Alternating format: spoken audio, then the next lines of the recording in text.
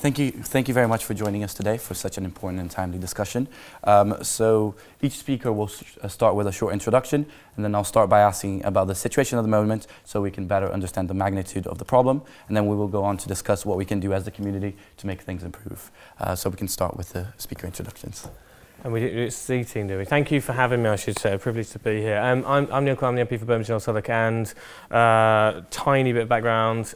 Early introduction to this issue was when my mum had schizophrenia, and it came on very, we think, due to very problematic childbirth. And so it was sudden onset impact. She was sectioned for a long time. It caused my parents' relationship to break down completely, and she lived in a garage briefly before being found accommodation back in. This is in the early 80s. But my constituency from 2010, I have seen the physical rise. I was only elected from 15, but I was a councillor from 2010. I have seen the physical, the very demonstrable, visible rough sleeping rise, as well as being aware of the temporary accommodation use locally and beyond, that led to me being more involved in this issue as a community activist and councillor, as well as since winning in 2015, with the help of some people in this room. So thank you. So I'm Polly Neat. I work for Shelter, which is a big quite a large national charity, and we provide support to people who are affected by homelessness in different ways, but we also lobby and campaign, and that's a really big part of our work. And I guess the key point for me is that the term housing crisis has kind of got so overused that it's almost like become part, oh yeah, there's a housing crisis. We don't even really think about it. But actually, this is a real national emergency, and it needs some serious emergency measures. And the rough sleeping that you see is the tip of a huge iceberg. And if we don't look at, I guess my biggest point today is, if we don't look at that whole iceberg, we will crash on it.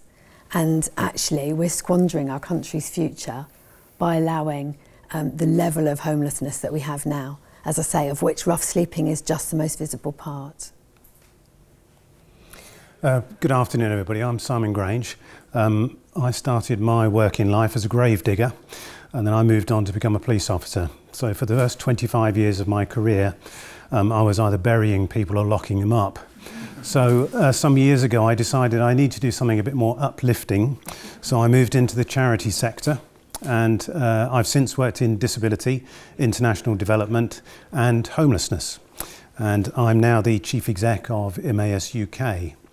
Emmaus is an international anti-poverty movement that has its origins in Paris just after the Second World War, when there were thousands of people living on the streets. And a good number of them decided that they weren't prepared to wait for the government to act. So what they did was they created their own shantytown. They seized some land, and then they made a living for themselves collecting rags and scrap metal. Since that time, Emmaus is now represented in over 30 countries, including the UK. And there are 29 Emmaus communities here in the UK providing accommodation, not shantytowns now, much better accommodation, to around 750 people who would otherwise be sleeping rough. People, when they come into our community, are asked to take full part in the life of the community, and that involves working to the best of their ability. And this is important because it actually feels, in working in the business, it feels that they're going to regain their self-esteem because they're fending for themselves. And our business is just the same. We still collect the things that people throw away. Nowadays it's furniture and household goods and clothing, and they sell them. And around 2/3 of our income comes from these enterprises. So when people come into our communities, they're in a very poor state, and they can stay for as long as they need. And we will work with them for as long as it takes to rebuild their lives. So in some ways, we're quite different from some of the mainstream homelessness provision. And I hope to be able to sort of bring an alternative perspective to the discussion today. Hi, my name's Claire Dowen. I'm the Chief Executive of Homeless Oxfordshire, your local homeless charity. We are the largest provider in the county of accommodation to single homeless people. And we provide a whole range of different types of accommodation for different types of people who are experiencing homelessness at various stages. We operate a 56-bed hostel here in the town centre. That's open 24 hours a day, and we take people in directly off the streets.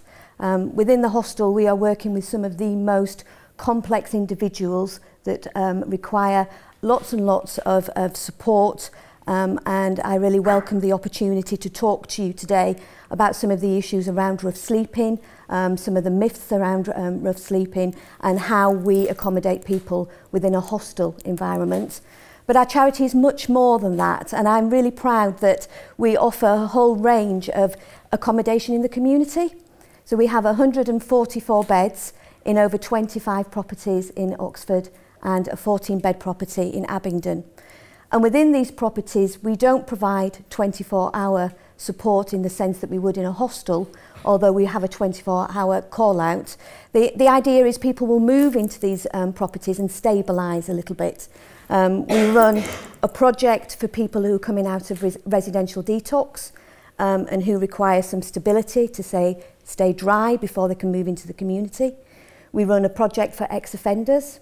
We run a Housing First project, and we're probably all quite aware of Housing First at the moment, which is one aspect of a very vast toolkit that we provide. We run a project called Reconnect, which is for people who may have been homeless and moved through the system and been involved in rough sleeping, have lived independently and learned how to thrive, but actually what they can't do is move into a property in Oxford because they can't afford the rents. And the focus of this project is to try to get people to be economically active. So it's a supportive project for people to get back into work. And I'm really proud today to be here to be the kind of local perspective of homelessness. Thank you. Thank you. So my first question to the panel. The government has set targets to have rough sleeping by 2022 and to eliminate it altogether by 2027. But homelessness has increased for the past 7 years, and last year 300,000 families were required to use temporary accommodation, while almost 5,000 were sleeping rough on any given night in autumn. Given the current government policies and fundings, do you think it is a realistic target?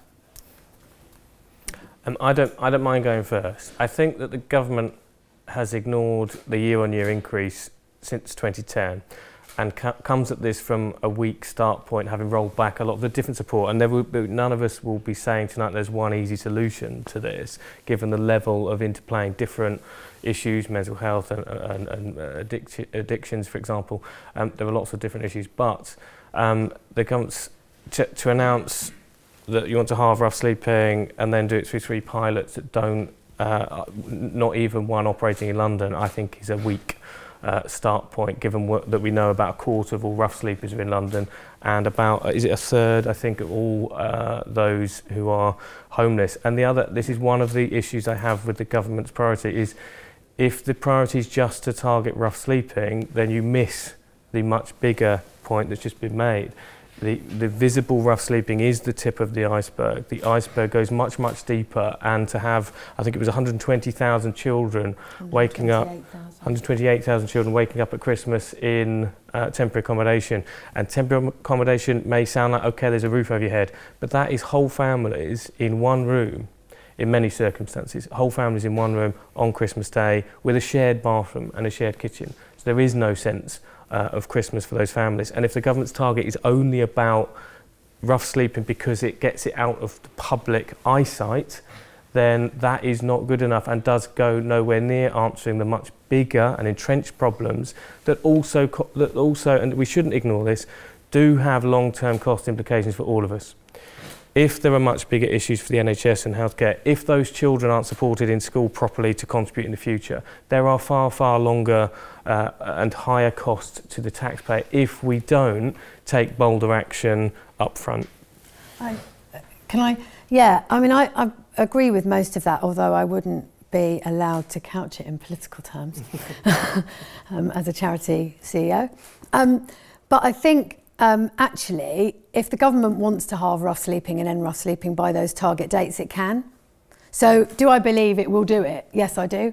We know how to end rough sleeping. It does require an injection of resources, but it's actually previous initiatives by both Labour and Conservative governments have had quite a lot of success at reducing rough sleeping. So if we want to reduce rough sleeping, by which we literally mean getting people off the street and putting them somewhere else, we can do it. I guess where I would absolutely echo what you said is that the crisis is about more than that. So even just rough sleeping, if all you're doing, if you've got a kind of flooding sink and all you want to do is get your mug and chuck the water out and you don't turn off the tap, then you're not really solving the problem, first of all. So I think, can the government get people off streets? Yes. Is that an objective that goes far enough? Of course it's not. I think the real issue is about the incredibly entrenched problems that are leading to the wider homelessness problem. So it's right that we have 300,000 people homeless in this country at any one time, of which just under 5,000 will be on the streets at any one time. So that gives you a sense of the size of the issue we're talking about. And the problem is that the rest of those 300,000 people are in a box that the government has marked too difficult. And the reason it's marked too difficult is because it's about welfare, it's about the effect of the welfare reforms, and it's about building more properties. And they've got to be built with public money because the property market isn't going to house those 300,000 people who literally cannot afford anywhere to live. And that's, you know, at the moment, those are issues that the government really isn't grappling with. So can they get people off the street? Yes. I want to talk a bit later about the Grenfell Tower tragedy because I think there are some really, really important lessons about that. But nothing the government are thinking of doing currently would prevent another Grenfell or mean that all the kind of issues that tragedy shed a light on would be resolved. I think from my perspective, from the kind of my experience is local, and to echo to some of the things that have been said, the starting point of going, I want to end rough sleeping, is not actually addressing the reason why people might be rough sleeping, is not addressing some of those broader kind of social issues that we're talking about. And in order to begin to tackle that, you have to understand why people are presenting in the way where they are so complex in terms of their life experiences. So, you know, if we're working with people who are addicted to substances, have severe and enduring mental health issues, who have never had those kind of positive life management, developed positive life management skills, like most of us have the opportunity to do. What you can't do is quickly, within a couple of years, turn all of that around and that problem to have gone away. And the difficulty that we're experiencing is that, you know, with austerity and ongoing cuts, services are having to restrict what they're delivering. And that means that for those people that are experiencing those longer term problems, they can't get the support that they want. So we have people in the hostel environment who would be categorised as having complex needs, but they can't access the complex needs service because they're too complex. And we find ourselves having these strange dialogues in relation to actually, well, what categorises someone and where do we need to place them? And actually what we should be looking at is actually what wraparound support does that individual need? And I had a chat with a couple of our clients this afternoon and said, what message would you like me to give? And they said, for us to be considered as individuals, and for people to understand that actually we might not have had the life chances that other people have had, but we'd like an individual response. Now, of course, that's easier said than done. I fully appreciate that. But if we're looking at that kind of broader social context and the feedback that's coming through, I think it's important to go, well, yes, statistically we might be able to end rough sleeping. It is a much bigger issue, and homelessness as an issue is very broad and is not just about rough sleeping. It's about people who are vulnerably housed. It's about people who are sofa surfing. You know, for the first time, we're getting calls from families who are saying, you know, we're getting evicted. And the largest cause of homelessness used to be relationship breakdown, and it's now the ending of a tenancy. We have to address the housing issue, but we have to recognise that with people who are experiencing homelessness, it's not just bricks and mortar, it's the support that goes in to enable those people to learn how to live independently. There's some really long-standing structural issues here. there's not enough social housing that is going to be affordable to people. So therefore the only option they have is to go to the private rented sector. And of course private landlords have real concerns about renting to somebody who's going to be on benefits. And then you've got the welfare changes, the welfare reform, and that actually benefits are going down. So therefore people cannot afford to pay the rent that's in the private rented sector. So then they find themselves with really no alternative. So families end up in bed and breakfasts, they present to the local authority, they're deemed as homeless, but actually there's just not the provision there for people. There's insufficient accommodation. And then on the end of the scale where you've got your rough sleepers, which is the work that we do, it is also, we have people who are just totally disconnected from society. And that's quite easy to do actually in modern society. I can recall growing up in a seaside town, and there was a woman who used to live on the beach, and everybody knew who she was and her name, and people used to give her food, and she was, even though she lived on the beach, she was a part of the community. Now you've got a legion of people on the streets who feel that they do not belong to mainstream society. And you can give them a roof and you can give them a job, but actually unless they feel that they belong to something, that is not enough. And the people that we work with, they will say that the two benefits that they get from being with us is a sense of purpose and a sense of belonging. And that's actually much deeper than just a roof over your head. And it's what we would all want.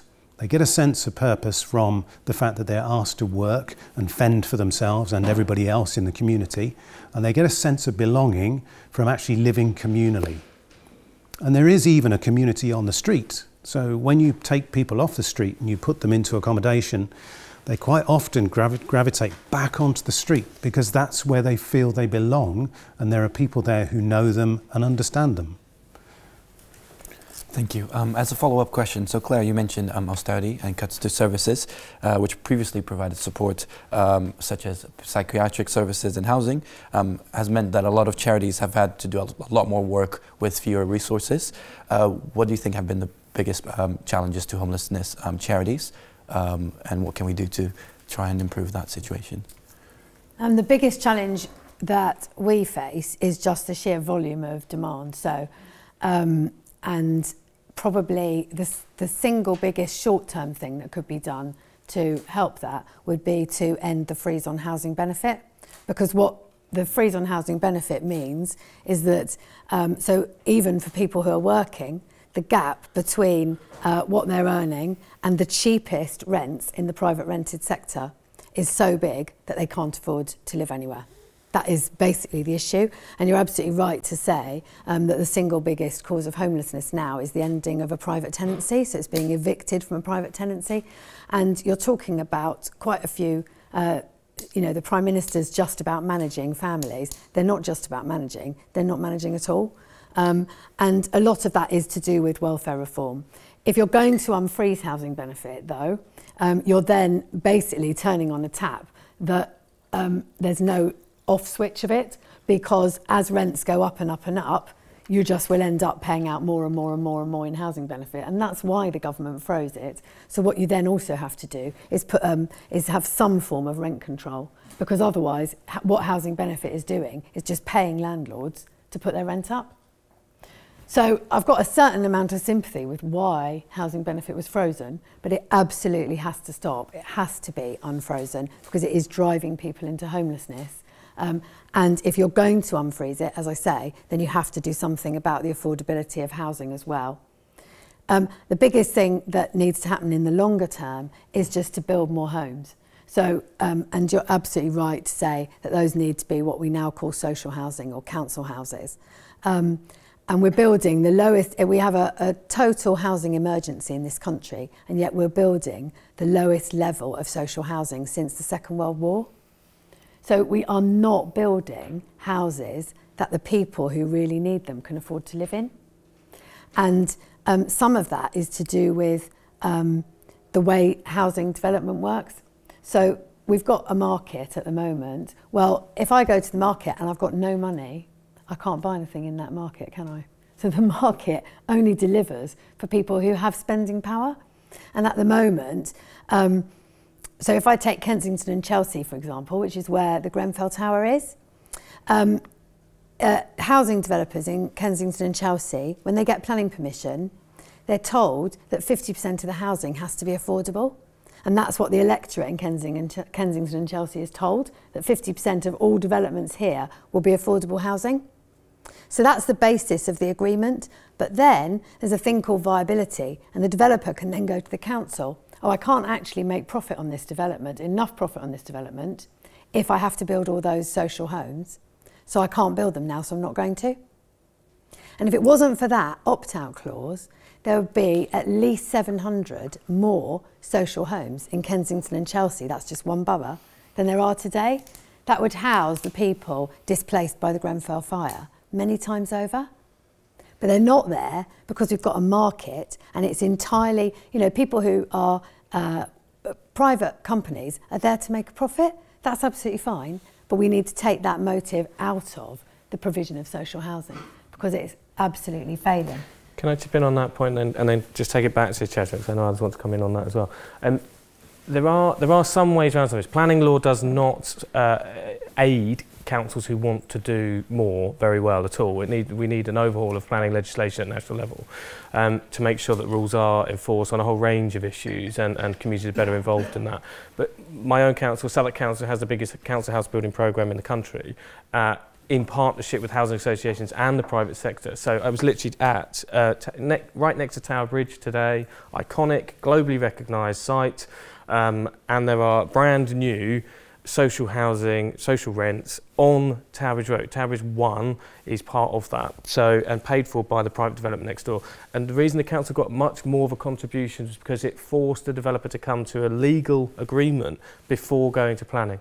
And councils that have done this successfully get far more genuinely affordable housing. I mean, affordable itself was redefined by the coalition government, and that needs addressing as well. But there are some legal means of councils trying to get more, and Southwark has used it innovatively to force developers to pay for a new sports centre that local residents can use for free, things like that. But to come back to the point about the charity issue, I mean, and I've just been talking to volunteers from local charities here, but the biggest challenge many face is the demand, plus also the need for volunteers to keep coming in and come in at the key times, because food banks, the homelessness organisations I work with in my own constituency and beyond, they get a splurge of interest before Christmas.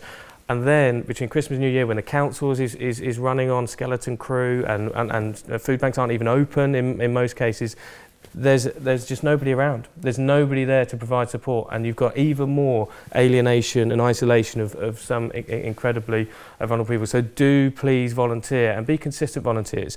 St Mungo's Outreach, I went out with them on one of the night I won't say patrol, but that's completely the wrong word. You know, just trying to identify people to support better. And one of the guys, Dave, had been doing it every Monday night until 5 in the morning for, I think it was 6 years. He then goes to work the next day. That's his commitment, and they count on him every week to help them do their job.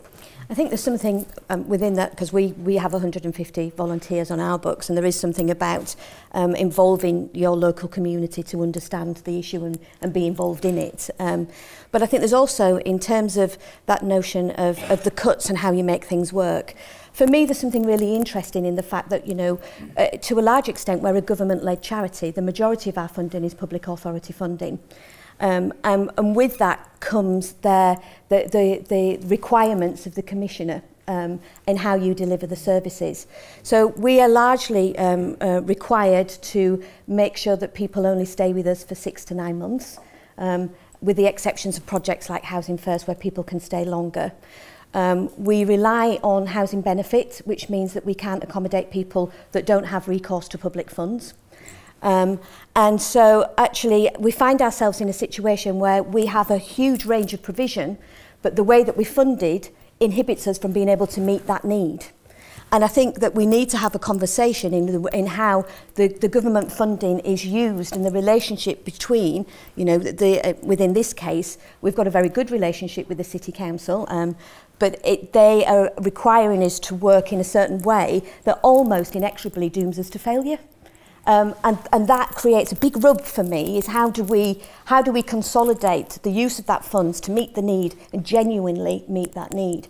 So I'd like to have a conversation with commissioners and with other local charities that are also providing support or accommodation to say, actually, how can we best use this money? Because there is money there. And I think that we need to understand how that money is used, and to be perhaps slightly more creative, and to campaign a little bit more to say, actually, if the need is to be able to provide a house for people who don't have recourse for public funds because they're on the street every night, then for me to be able to say, well, we can do that because we've got the accommodation and we've got cracking support workers who can provide support, but it needs to be funded. And I'd like to encourage those kind of conversations. We see ourselves as an alternative because we don't rely on government funding, well, other than housing benefit, which is only a third of the income that we have. And that gives us a strong sense of independence. And it enables us to do things in the way that we want to do them. Now, whenever we've spoken to government ministers over the last 25 years in the UK, and they say, it's a great idea, I love it, we would love to give you some money. But actually what always goes with that is they want to know how many people we are going to rehabilitate and how quickly we can do it, because it's the public purse, so they want results for it. But actually we're dealing with people who are not going to respond in that way. I know people who've lived in our communities and it's taken a good 4 or 5 years before they've actually gained the kind of stability that they really need to think about moving on. If people have been on the streets for a number of years, you don't undo that very profound damage in 5 minutes. And when you have those kind of restrictions, and I understand why the government wants that and why it demands that of us. So actually we've avoided it and we've said, no, it's all right, we'll do it on our own because we believe that we can do this. So actually the government, in my view, needs to recognise that there should be real diversity in the way that we deal with people.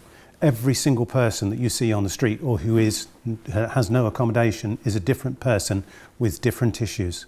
You have to recognise that, and they're not all going to be dealt with in the same way. Can I just a quick point on the back of that? I think that one of the things I think that is useful from my perspective is that actually, although there is that level of of control with the commissioning arrangement, it also gives us access to what happens after somebody moves through your service and needs accommodation and help and support. And it is that bit about how you can work with somebody, for those that are at a point to be able and ready to reintegrate into their community, they need to be able to access the systems that are there. Otherwise, they're in danger of just continuously being marginalised. Can I just come back on another challenge facing charities? It's might appear a bit off the topic, but one of the things that is a real problem that we face, and a lot of my colleagues who run other, particularly national charities, is the pressure for us not to campaign and not to try and influence government. So the governments have passed a thing called the Lobbying Act, which is intended to restrict the way in which people can seek to influence government, but it also applies to charities. And there's a real unwillingness to accept that actually charities like Shelter, we were founded to speak out for the people we help. That's the point of Shelter. The point of us is to, yes, help people who are homeless, but then also take that knowledge and that understanding and try to make policy better. And I do think one of the real issues that's facing the charity sector at the moment, as I say, is the real pressure on us to just toe the line and not say anything. And often the strings that are attached to public funding, if we get public funding, that often has strings attached that stop you using that money to do any campaigning or lobbying. And we're incredibly privileged at Shelter because we do a lot of fundraising and we have quite a lot of income coming in donations, which means that we can still say what we like and do what we like. But for charities who are totally dependent on public funding, the opportunity for them to do that is really severely limited at the moment. As a follow-up question, so speaking about policy, there have been many movements to try and repeal the Vagrancy Act. I was wondering what your thoughts are on that and whether it might solve any issues. Well, it's rather old, isn't it? And I remember in my days as a police officer trying to get my head around what the Vagrancy Act actually meant, and I can remember it being used in all sorts of inappropriate circumstances, just because it was there. And even sometimes police officers had to be told what some of the words meant in it because they were so archaic. So yes, I think we really need something that actually fits with the type of society that we have now and the problems that we have. It's all very well trying to, I suppose what people want is they want to see the streets clear. They don't want to be embarrassed and made to feel uncomfortable because there are people sleeping on the street. And there's an awful lot of people would just be comfortable if they would just go away. And again, as I can remember as a police officer, what we used to do was put them in the back of a van and take them to another police area and then drop them off there. Yeah. Because then at least they were off these streets and we could be seen that we were doing our job. Now that's a nonsense. The fact is that you have people here with some serious problems and we have to address those problems. Don't demonise them. They are on the margins of society. They're not going to go away. We have to accept that. We have to find some modern, humane, decent ways to deal with those people who cannot cope and do not have the resilience to be able to deal with mainstream society.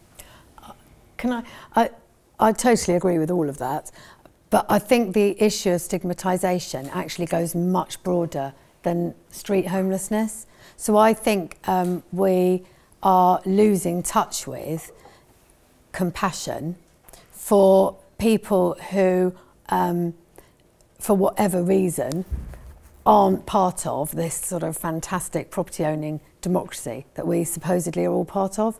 I think we stigmatise social housing tenants, we stigmatise people who are in receipt of benefits, we stigmatise people with mental health issues, we stigmatise fat people, we blame people for all of their problems. We've got a very individualised view now of what it is to be a decent person and a decent human being.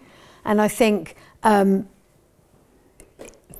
it's a much wider issue, but I do think it actually impacts really heavily on the group of people that we're talking about, both rough sleepers, but also the wider group of homeless people, the 300,000 people. And if you talk to, as I have, we're still working with a lot of the Grenfell families, and what they feel more than anything is that they are stigmatised, marginalised. People are prejudiced towards them and are unwilling to understand the reality of what their lives are like now and were like before. And they don't only suddenly feel that now, they've felt like that for years and years and years, ever since social housing became something completely residual.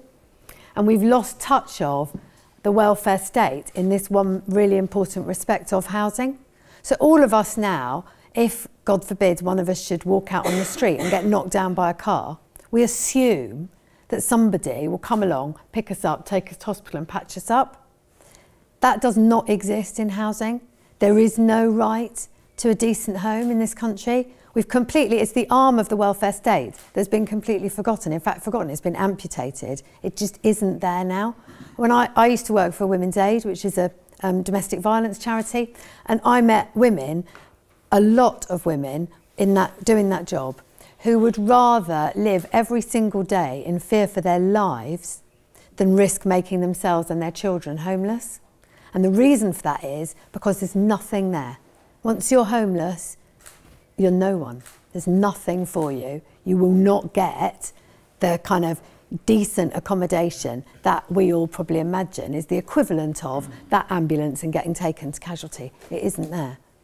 And so I think that the kind of stigmatisation and the divisions that we've got in society run much, I think rough sleeping and the fact that, you know, really people just want to stop being embarrassed by having to walk past it is a kind of one of the most obvious manifestations of it.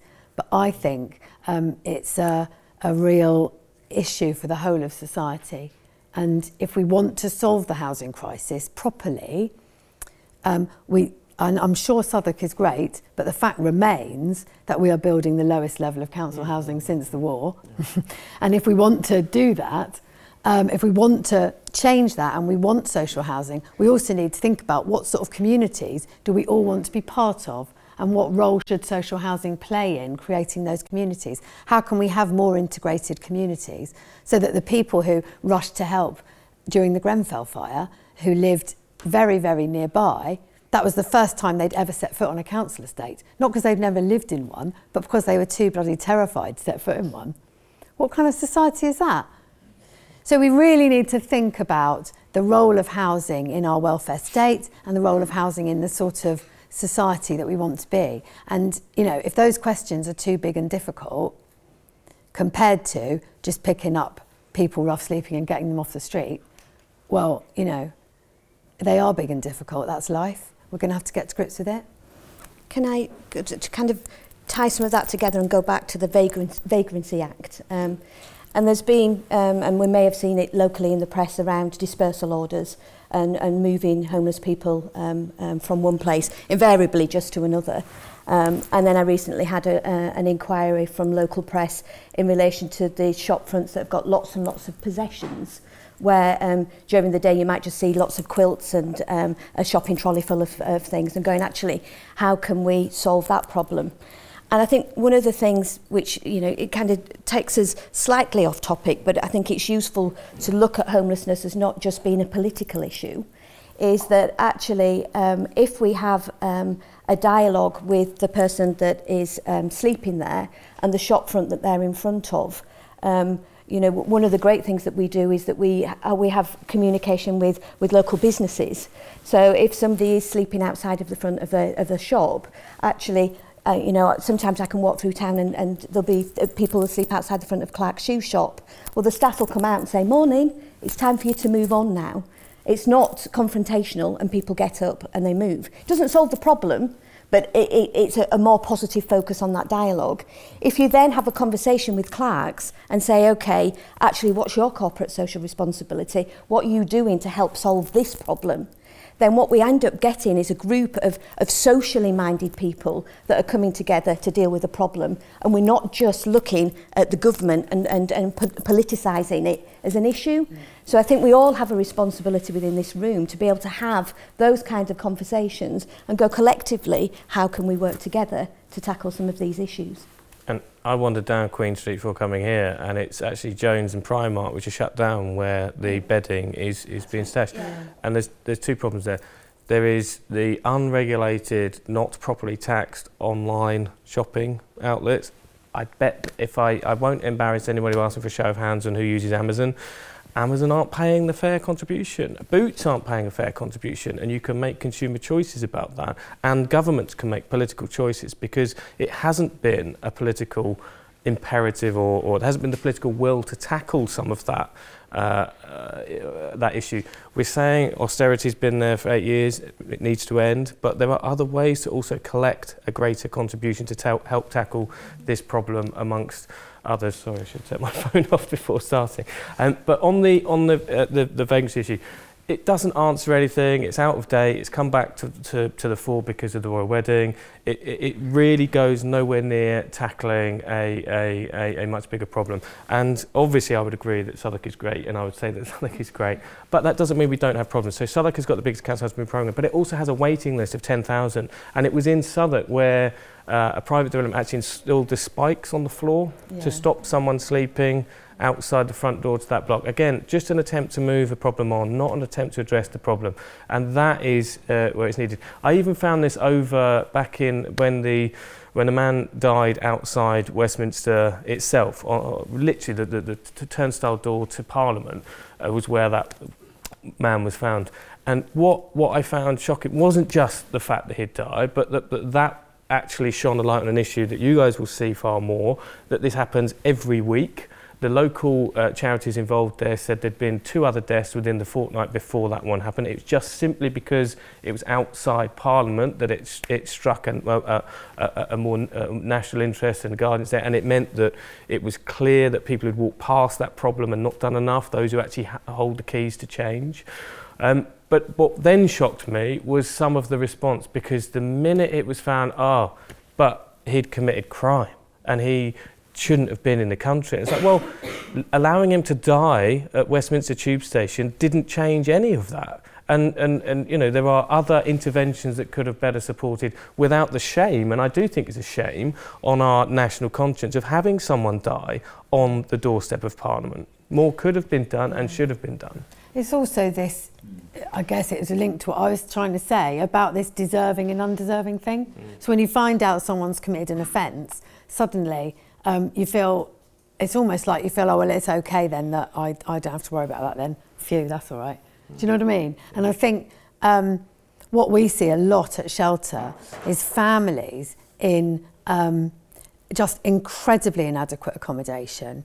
And what has really shocked me, even, I thought after working at Women's Aid I was pretty unshockable actually, but what has really shocked me is the amount of mothers in particular, because most single parent families are headed by women, who are being blamed for the impact of homelessness on their kids.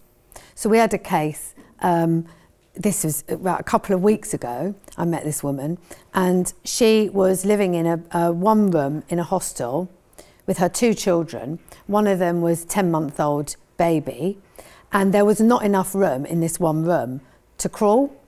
There was literally a bed, the amount of space around the bed in this room, there was no room for this baby to crawl. So he wasn't reaching his developmental milestones.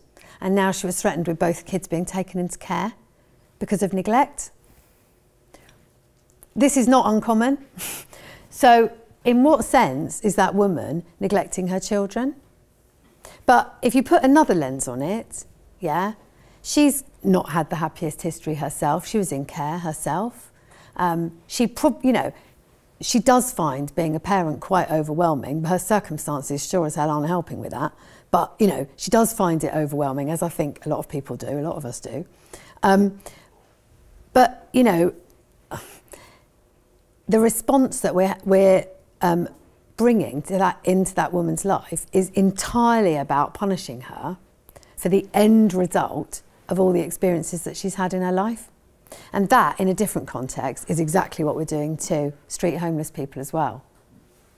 Everything that's happened to them up to that point, you know, we all start somewhere. Nobody's born to be unable to parent their children properly. Nobody's born to die outside the Houses of Parliament. But somewhere along the line, we start blaming people when the end product of all of that means that they need a level of support that we as a society are not prepared to afford, because we're actually not prepared to sort of rewrite the consensus around austerity and the consensus around, you know, none of us want to pay any more taxes and all of this, you know. We're not prepared to rewrite, and sorry to be really fundamental about it, but it's really true. We're not prepared to rewrite that story. It's much easier to blame people for the problems that they end up in.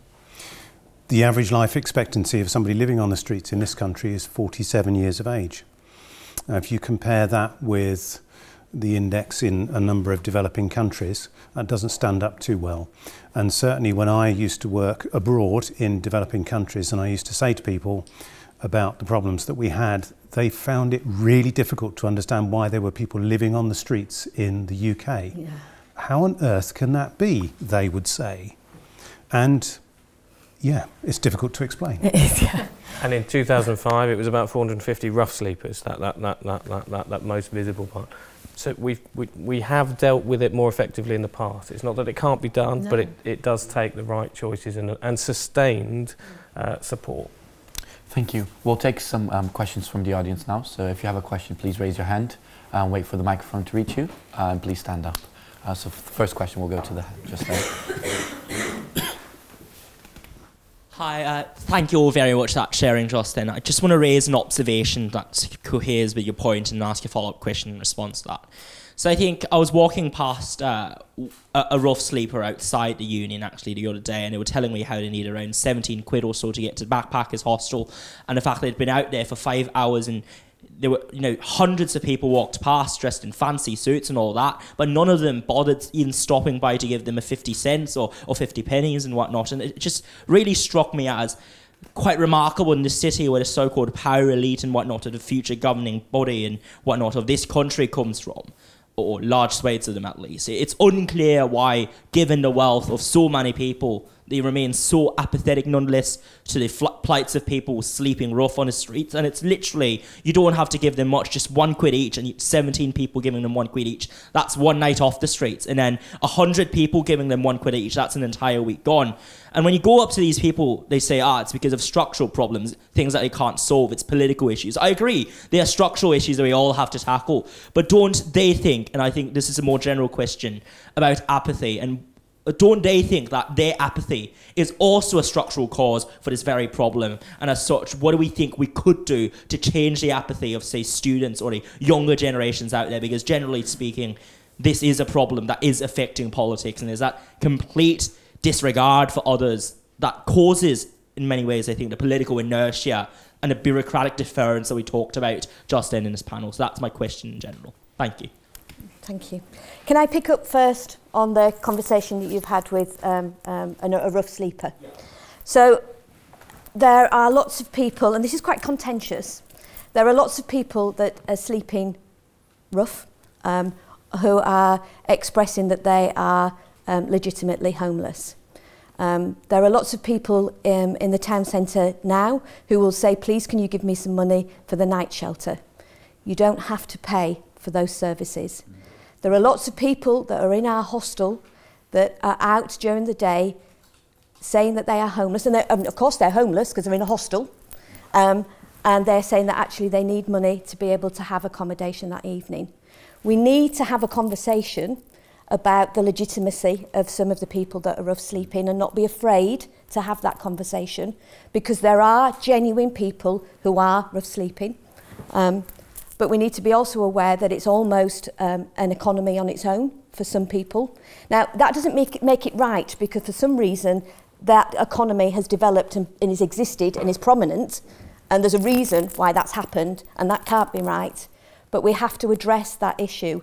And we have to have the conversation about, is it okay to go up and give your £1 to somebody who's on the street? Now, it's not my place to tell people whether they should or should not give to people who are begging in the street. But I would say, actually, we need to be mindful of the fact that, actually, is that person legitimately homeless? Are you reinforcing that they should stay living on the streets by giving them that money? Are you funding a drug or a substance misuse issue? Are you detracting away from giving funding that could go to an organisation that is providing that support? And it's really hard, because the human condition, whether we are more apathetic than we used to be, is to want to help another human being. And in that immediate moment, you look at somebody who looks you in the eye and asks you for something that they really need at that moment in time, and we feel the need to give. And I completely understand that. But actually, it really, in terms of the people that we're working with, is not helping. And it just encourages people to remain on the streets. And it is a contentious issue, and it would be good to have a dialogue about it, but that's my view. So just be mindful of that. And actually, there are lots of people that want to help, and it goes back to your volunteer point. Yeah. There's lots of conversations that I guess we're all having with student groups, where there's a real desire to go, actually, how can I help? And there are so many ways that people can help, so many ways. You know, and you know, our head of fundraising who's in the audience today, she would say to students, well, actually, you're the future policy makers. You're the ones that are internalising this in your studies, and you're going to go forward in your career.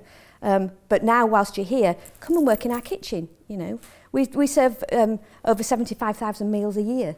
We have one chef who we pay. It's staffed by volunteers. It's like the food bank turn up on a morning, and this creative wonderfulness spills out on lunchtime as people wandering off the streets to have a meal and a shower and a change of clothes. There's lots of ways that you can contribute. And even just by talking about some of the things we've spoken about this evening, it cascades that message across. In fairness to those who walk past, I think, yes, there's a proportion of them who just think, I don't care, I'm not interested, why don't you just go and get yourself a job? But I think there's an awful lot of people who actually just feel downright uncomfortable. They don't know what to do. It is too big a problem, and they're too busy in their lives. And as far as giving money is concerned, probably the most valuable thing you can actually do is acknowledge that person's existence. Yeah. The people that I've worked with will say that the most difficult thing is that they are totally invisible. That's how it feels. Now, and I watch it all the time. You stand in the middle of the street and you just watch what happens, and you see people, they will start to veer slightly away just to make themselves feel more comfortable. They don't want to be confronted. And in fairness, remember that everyone who is on the street is in survival mode. So that's not the real person. You don't actually get to see the real person underneath. And so all of their behaviour is about survival. And it's only when you actually get them into a place where they can start to become stable that you start to see behind the mask. And generally what you will find is an incredibly vulnerable person. And so acknowledge people, just speak to them, pass the time of day. If people ask me for money, I always just say, sorry mate, how are you? And I'll at least speak to them a little bit, and then they're comfortable with that. You acknowledge their existence. Remember that it is the sense of disconnection that has been one of the principal drivers as to why they are where they are. And it's a really tough job to convince people otherwise. And if you do volunteer, then you are actually yourself changing some of those structural things, because you are changing, you're not changing society by giving someone money. There's nothing wrong with an individual act of kindness, and you know, but if you want to make a change, actually you can volunteer, or if directly helping homeless people isn't your thing, it's not going to be everybody's thing, but you know, go to the shelter website. There are a lot of ways we need people to help us to campaign. We need people to help us to influence government. That's really important as well. Yeah, we need people to, you know, we need people to help in all kinds of different ways, both directly volunteering with people we support, but also there are other ways too that you can help if that isn't, you know, if it's not easy for you to do that, which it may well not be. Most charities will say, please don't give money direct, for lots of different reasons. It is an individual choice, but that is the advice of most charities. And there are, but don't. I agree with some of what you said about a more sort of atomised and selfish culture that has developed in some ways. But actually, also there are other examples where there is more positivity out there, and an awareness and an ability and a recognition that more needs to be done. In this room, there's people giving out food and doing advocacy with local homeless people. That's fantastic. As students still doing that. We have StreetLink in London, by the way, which is. Do you have that here? We have a St Mungo's outreach team, but you can go via StreetLink to access them. So StreetLink, and just remember StreetLink for this purpose, because if you're concerned about something, if you see someone sleeping in the same space, if there are someone you don't feel comfortable giving money or you don't feel comfortable giving food, you can contact StreetLink, and StreetLink will, as long as you just have to give a rough description of the person where they are, they will find them. They will send the outreach team who will have the skill set to better engage if people feel uncomfortable engaging, and that is definitely something people have said to me after their death. There was lots of discussion about the isolation that's caused, additionally to being homeless, of people not even recognising it there.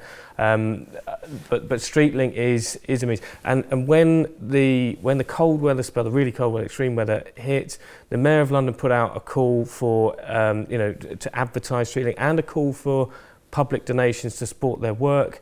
In less than a week, 100,000 was donated, and StreetLink's referrals in the cold week doubled on last year.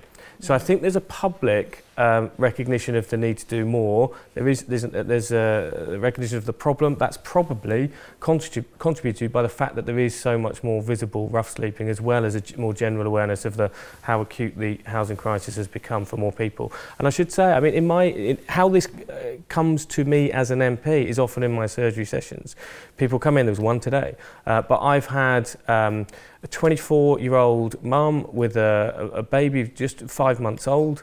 She has no recourse to public funds. That kid is British and was told, and she slept in Woolworth police station because my council, which generally is good, and I think it was Haringey, were arguing over who was responsible to provide accommodation, and this is post the Homelessness Reduction Act coming through. You know, there are big problems. I've had a 19-year-old come to see me. One of my staff came to me in tears because she'd been talking to a 19-year-old who was sleeping with a different man every night, just in order not to be out on the streets after her mum had passed away and she'd fallen out with her stepdad. And I've even had, and this is where the government's, you know, do the right thing kind of narrative just doesn't wash. This was a cleaner who she was late 50s, a cleaner sleeping on the night buses, carrying her belongings on the night buses and leaving them in my office during the day until we got that sorted, because she was in work but not earning enough, nowhere near enough to have a deposit on private accommodation, and not getting the support she needed from the council. And even another example, a guy working, him and his wife have 3 British children, all under 10 at this point. He was told by mistake by the Home Office, caught up in, he's not from a Windrush country, but caught up on the same hostile environment rules, was stopped from working. He was renting privately. That's the point he became homeless. If it wasn't for his local church providing, and they had 1 room for the 5 in the family, it took 2.5 years. He was one of the first cases I ever met. His wife was pregnant when they first came in. That 3rd child is my godson. It took 2.5 years to get the Home Office to recognise it had made a mistake.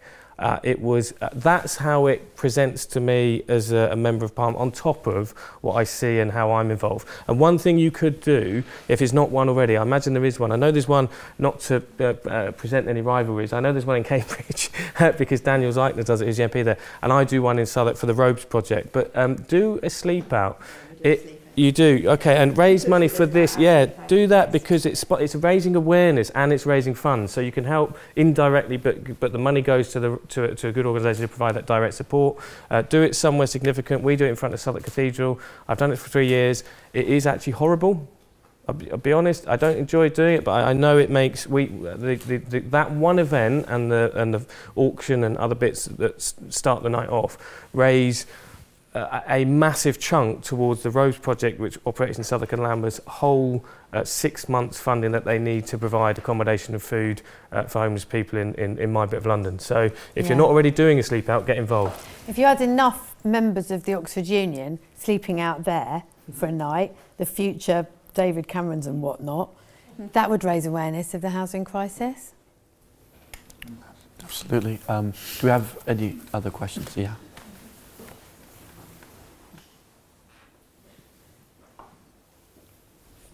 Hi, this is just to do with the hostel question. I don't want to get into the debate about giving money or not, but a lot of the homeless people that I've spoken to in relation to hostels, they don't want to go to the council-owned places, and places like Hanlon especially, because of it's a very cliquey culture there, and there's a lot of people with different problems that they don't want to get involved with. And it seems like such a toxic atmosphere for so many people I've spoken to, especially when the sweat protocol came into place, when it was snowing. People were prepared to stay on the streets with emergency blankets rather than go to places where there were beds available, because they were so afraid of the culture. And one man I spoke to said he ended up going into Simon House because there was a space home to him, and he was very grateful for that.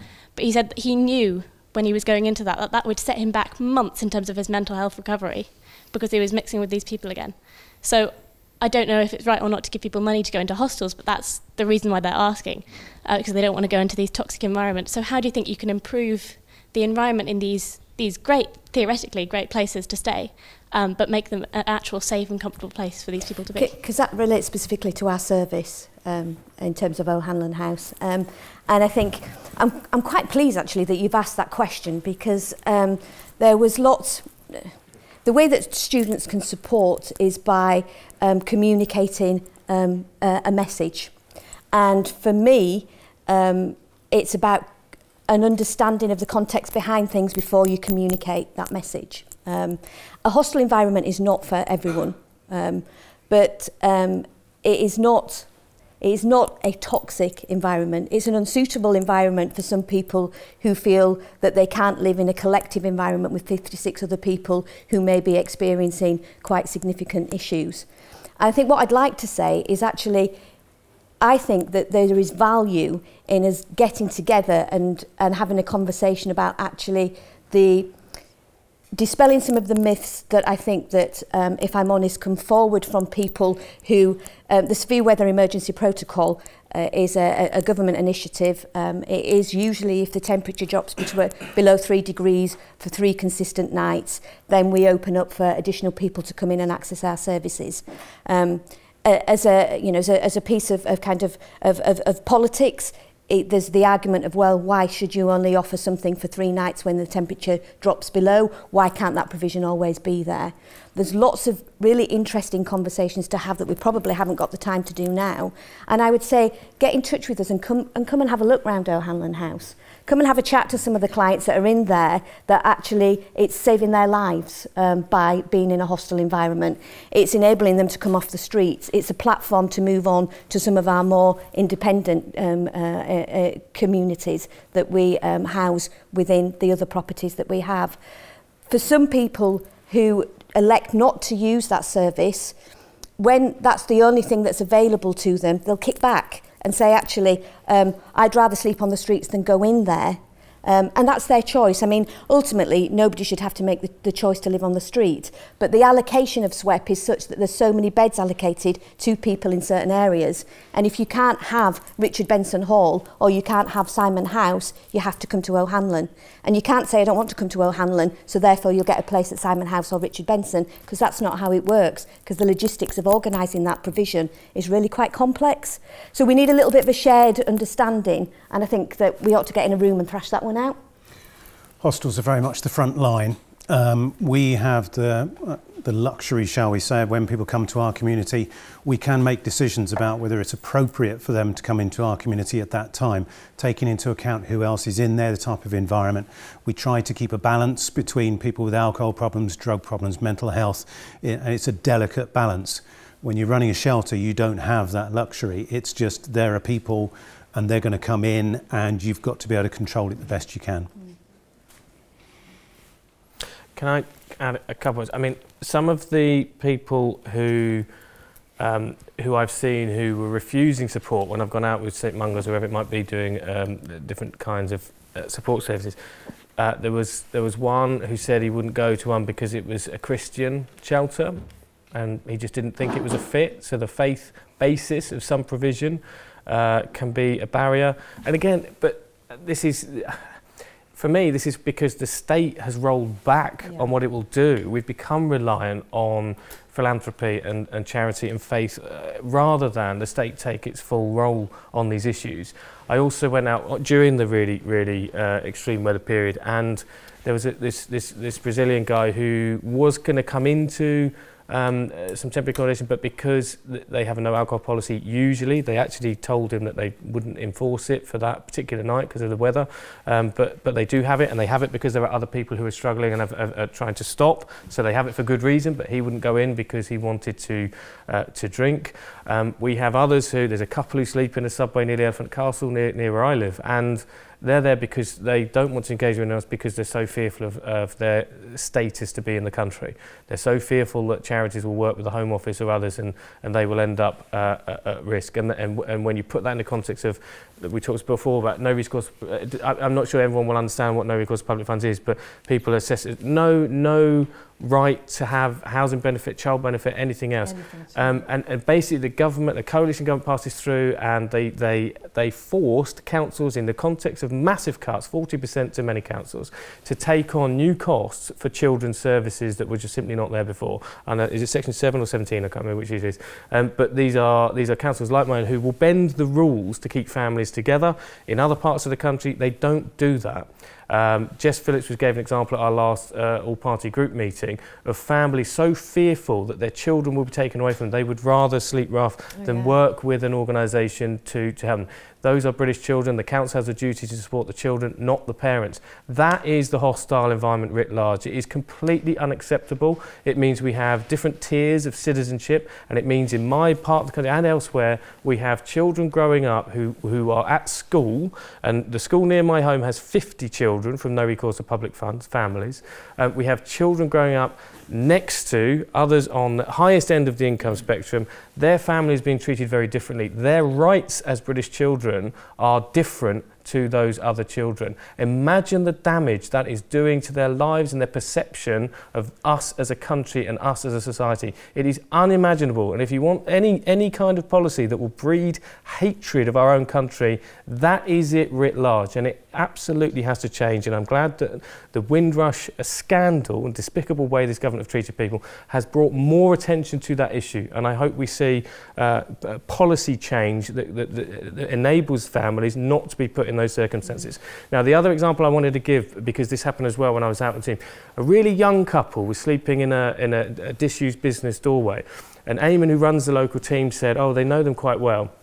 But the couple wouldn't go back into the accommodation they'd been offered. And it's because, again, the idea that rough sleeping is the only problem is it doesn't solve anything if we just tackle rough sleeping. It has to be all temporary accommodation. There are councils using completely and not monitoring or regulating or standardising the temporary accommodation that's used.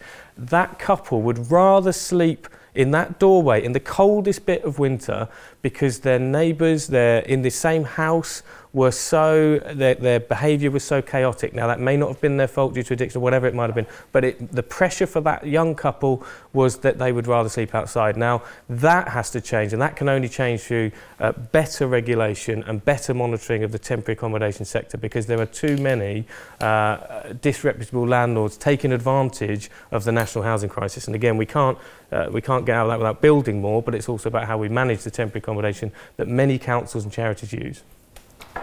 Thank you. We have time for one final question, so we'll go to that in just now.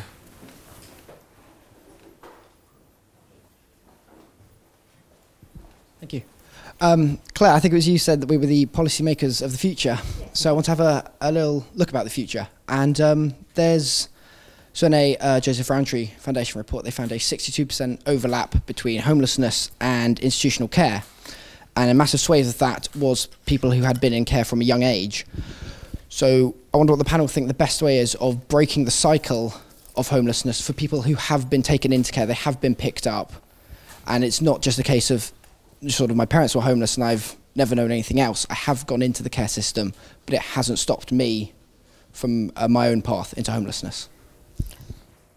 One of the most important things is support for young people when they're leaving care. So at the moment, young people, when they finish in the care system, they have to leave home or leave the care system at a much younger age than most young people leave the family home, and with far less financial resources and far less often emotional resources and resilience, and also in some cases where they actually don't have really any experience of a kind of normal family life or a normal environment to live in at all. So one of the most important things is about care leavers and how care leavers are supported and how their resilience is supported. And I think the other thing we have to recognise is that now, because often of cuts that have happened, the local authority response when families are in a sort of low level of difficulty, so you know, kids are in quite a bad situation and there's a lot of issues in the family, but it doesn't come under that real sort of child protection emergency category, there's very, very little support available. So by the time a child or a young person comes into care, often their situation has been so bad that they've already been very sort of deeply and significantly damaged by that. And I used to work in domestic violence. A huge number of young people in care have come from families where there's domestic violence. Now that takes, that's trauma. So often these children, they literally are suffering with post-traumatic stress disorder. They don't get enough support with that when they're in the care system because it's a very impoverished system.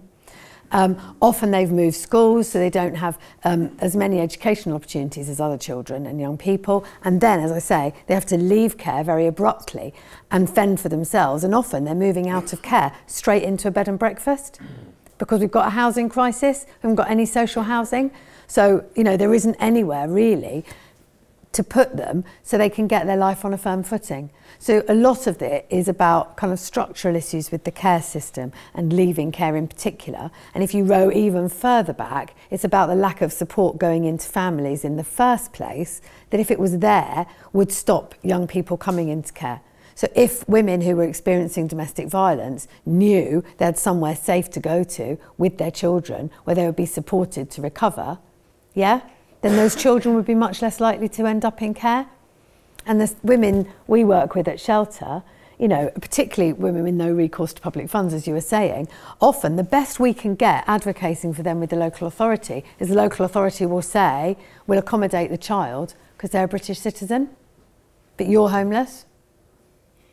So if that's the circumstances in which somebody is coming into care, they need a significant level of support to develop into somebody with sufficient resilience that at the age of 18, when they're pushed out of the care system, they can fend for themselves and not end up homeless. It's a big ask of a young person, given that history, to survive with no support and then flourish as an adult. We know there's a well-established route, and that's care, prison, streets, and then to somebody like us. Yeah. It's a very well-worn path, and it is because, and again I go back to this whole thing about sense of connection. So if you've grown up in care, who do you belong to? Where do you belong? What's your identity? And so right from the very beginning you're hampered, in fact. If what we need, I mean there's lots of things we can do, but in principle, as a society, we need to see every individual as an asset and not as a problem. And if we could come at it from that approach and be prepared to invest in people and know that in the end that will work, that will be so much more positive than just trying to deal with the symptoms. I can remember in this city standing in somebody's house, and they were 16-year-olds and they had a child, and this child was clearly in difficulty, and we had to take steps to remove that child from these two 16-year-olds. And I know exactly what's going to happen to that child, what their future is, and that's incredibly depressing to see that, because the resources, the investment is not there. It's as early as you possibly can, put in the resources, and then you will save actually in the long term, because the amount of money that we spend on dealing with people as problems is enormous. But it's a real culture change. And a lot of people who are not looking after their children properly could. There's not that many people who actually will not ever manage to parent their children to an acceptable standard. There's some, but a huge number of those people with the right support, they could. There's a lack of connection between young people and adult services. I used to be a chief executive of a young people's charity that worked with people who are experiencing all sorts of chaos in their life. And there's something that's almost comforting for people who have been in care about the kind of institutional aspect of care. And that actually, and we see it with people who've been offenders and then come and live in some of our properties, that actually they get a sense of safety and security from almost being wrapped around in a kind of with an institutionalised focus. And so one of the things that we're looking at, and I've had dialogues with a local estate agent who have a very specific requirement to try to engage with care leavers, is actually, is there a kind of a model house that you could provide that would enable that transition from childhood to adult services, but there would be a holding place in between, because there's a young person's pathway and there's an adult's pathway for people that are homeless, you know, and then there's this strange period in between where you're neither an adult or a young person anymore, between being the ages of 18 and 25. And if you're 18 and you come into the hostel, then actually you're exposed to adult behaviours that perhaps might encourage you to then become a perpetrator of those behaviours. So there's something about that transition, that understanding the institutional aspect of things. There's that trauma aspect. You know, we try to deliver what we would call a trauma-informed approach. You know, is recognising that if somebody experiences trauma, it can have a physical effect, it can have a social effect, it can have emotional effect. And actually, unless you unpick all of that and work alongside somebody to get them to understand how trauma has informed who they are as a person, then you can't affect any change. It really goes back to what you were saying earlier about treating people as individuals, because people often, and I know I've done this myself, people will live down to other people's expectations of them, if you like, and I think young people in particular. So if you have high expectations of a child or a young person, they will tend to live up to that. If you have low expectations of somebody, they will tend to live down to that. And at Shelter, we have quite a few projects that are in prisons. And what we find is that both in men's prisons, and we also have a project in Style, which is a women's prison in Manchester, and there are a lot of people in those prisons who are choosing to be back in prison because of that institutional aspect. A lot of them have been through the care system, and they'd rather be back in prison than the kind of other alternative, which just feels completely unknown and uncertain, and there's no support there. There is no infrastructure there to hold them. It's like what I said at the very beginning about women who would rather be abused and in fear of their life than be homeless, because it can be so easily a kind of black hole, and there is nobody often to pick you up from that. And so a lot of the time, you know, people are offending in ways that they know will land them back in prison because it's something that they at least know how to deal with. And can I just cut back in on that as well, because this also comes back to the costs issue. Now, I thought I would come in and it would be sort of incumbent on me to make the point about austerity and its effects. But you've heard from the experts who are doing this day in, day out about the impact. I'll just overlay that with, you know, the people who've borne the brunt of the significant cuts since 2010 are disabled people, women and young people. And I would add Brexit to that as well in terms of young people being disadvantaged. But in terms of the cuts and austerity agenda, those are the groups who've lost that most. And there's been a rush for short-term cuts to budgets at central level that bear no, you know, the long-term cost-benefits ratio was never properly analysed. Now, the person going into prison, I think the last figures I saw, it costs the state 56 grand a year to keep someone in prison. 56 grand a year for the sake of paying, you know, doing the help to rent, loans of a deposit at the point you're leaving care. And this is something the all-party group looked at. Look at the impact of retracting mental health services, then look at the impact of NHS hospitalisation and sectioning.